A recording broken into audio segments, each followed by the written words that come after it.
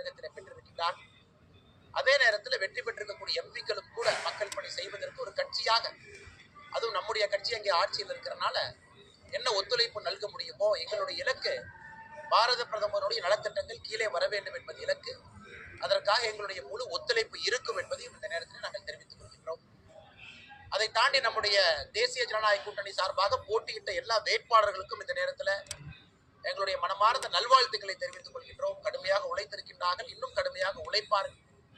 சில இடத்துல குறைந்த வாக்குகள் வித்தியாசத்தில் வெற்றி வாய்ப்பை இழந்திருக்கின்றோம்.